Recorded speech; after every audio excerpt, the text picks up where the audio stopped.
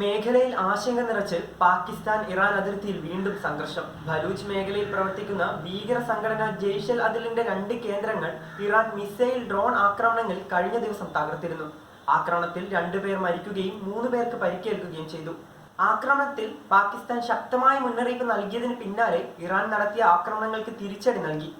Balochistan liberation ഫ്രണ്ടിന്റെയും Balochistan liberation ആർമിയുടെയും ഇറാനിലുള്ള പോസ്റ്റുകൾക്ക് നേരെ പാകിസ്ഥാൻ പ്രത്യാക്രമണം നടത്തിയതായാണ് റിപ്പോർട്ടുകൾ. എന്നാൽ ആക്രമണങ്ങളുടെ സമയമോ മറ്റ് വിശദാംശങ്ങളോ വെളിപ്പെടുത്തിയിട്ടില്ല. ആക്രമണത്തെ സംബന്ധിച്ച് ഇറാനോ പാകിസ്ഥാനോ ഔദ്യോഗിക പ്രസ്താവനകളും നടത്തിയിട്ടില്ല. ഇറാൻ നടത്തിയ ആക്രമണത്തിന് കനത്ത പ്രത്യാഘാതം നേരിടേണ്ടി വരുമെന്ന മുന്നറിയിപ്പിന് പിന്നാലെയാണ് പാകിസ്ഥാൻ തിരിച്ചടിച്ചതായി പാക് മാധ്യമങ്ങൾ റിപ്പോർട്ട് ചെയ്തത്.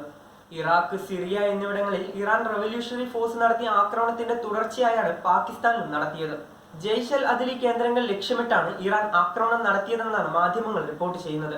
2012 സുന്നി ഭീകര സംഘടനയായ ജെയ്ഷ് അൽ അദിലി രൂപം കൊള്ളുന്നത്.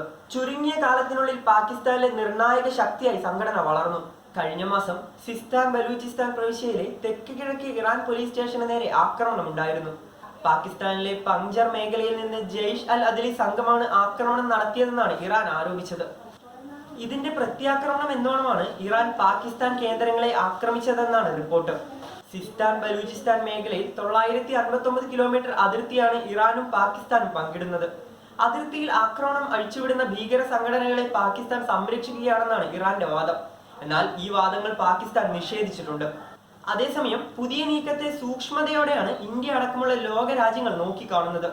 പാകിസ്ഥാനെതിരായ ഇറാന്റെ മിസൈൽ ആക്രമണം ആ 2 രാജ്യങ്ങളെ മാത്രം ബാധിക്കുന്ന വിഷയമാണെന്ന നിലപാടാണ് ഇന്ത്യ സ്വീകരിക്കുന്നത്. പ്രതിരോധത്തിന്റെ ഭാഗമായി ഓരോ രാജ്യങ്ങളും സ്വീകരിക്കുന്ന നടപടികൾ മാത്രമാണിതെന്നാണ് ഇന്ത്യൻ വിദേശകാര്യ മന്ത്രാലയത്തിന്റെ പ്രതികരണം. അതേസമയം ഭീകരവാദത്തോട് യാതൊരുവിധ സന്ധിയില്ലെന്നും ഇന്ത്യ വ്യക്തമാക്കി. പാകിസ്ഥാനിൽ ഭീകരവാദ കേന്ദ്രങ്ങൾ പ്രവർത്തിക്കുന്നുവെന്ന് കാലാകാലങ്ങളായി ഇന്ത്യ പറഞ്ഞുകൊണ്ടിരിക്കുന്നതാണ്. ഭീകര കേന്ദ്രങ്ങളിലേക്ക് ഇറാൻ നടത്തിയ ആക്രമണം ഇന്ത്യയുടെ വാക്കുകൾക്ക് ബലം നൽകുന്നു. ഇറാഖിലും പാകിസ്ഥാനിലും ഇറാൻ നടത്തിയ കടന്നാക്രമണങ്ങളും പ്രത്യാക്രമണങ്ങളും മേഖലയിൽ പുതിയ സംഘർഷത്തിന് തിരികൊളുത്തിയിരിക്കുകയാണ്.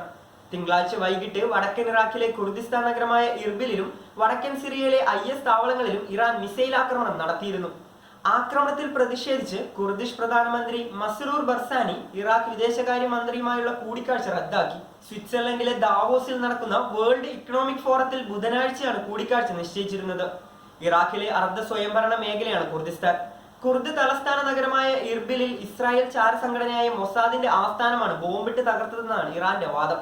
മിസൈൽ ആക്രമണത്തിൽ കുർദിഷ് വ്യവസായി പോഷോ ദിസായും അദ്ദേഹത്തിന്റെ കൈക്കുഞ്ഞുമടക്കം 4 പേരാണ് കൊല്ലപ്പെട്ടത്.